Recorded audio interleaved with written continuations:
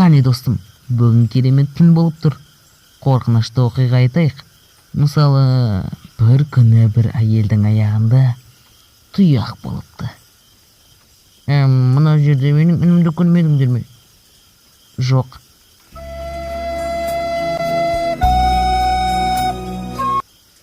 Сосын... Жарайды, Рейн, өзің басташы. Жарайды, айтайын. Бұл оқиға бұрында болған еді. Біз отбасы болып қорқынышты кино көрейік деп шештік. Ол әрине құбыжықтар жайлы болды. Мен көп қорқуым соншалықты. Ойыма тек қорқыныштан басқа ештеңе түспеді. Және бір мезетте мен кіребеш жаққа қарап кезде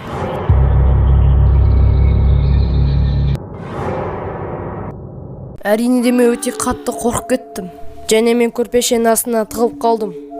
Қайтадан қараған кезде ол жоқ болып кетіпті. Осымен оқиғам аяқталды. Енді менің кезегім. Бір күні мен әдеттегідей ойыншығымен ойнап отырдым. Ол әрине Мадагаскар мультфильмдегі тиын болатын. Солай уақытта тез өтіп түн батты. Ал мен ұйқыға кеттім. Бір кезде атып тұрдым. Сосын кіреберіс бөлмеден менің манағы ойнаған ойыншығымның көзі бақырайып маған қарап тұр екен. Мен сол кезде өте қатты қорықтым әрине. Мен көзімді жұмып ашып қалсам, ол жоқ болып кетті. Сосын қайта ұйқыға кеттім. Ал менің түсім мүлде біртүрлі болды. Түсініксіз, яғни ғимараттар түсініксіз, адамдар. Солай түн қорқынышты болды.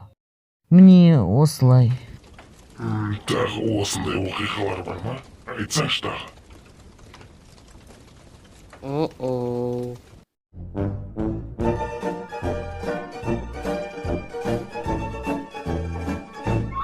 Достар, осымен видеомыз аяқталды.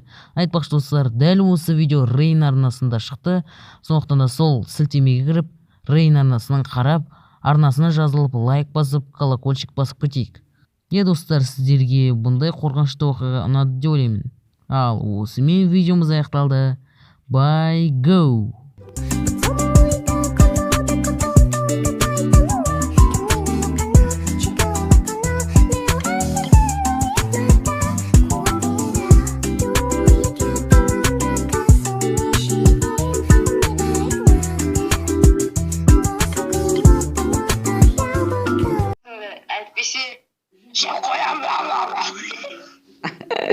Ал достар, лайк басыңдар, давай.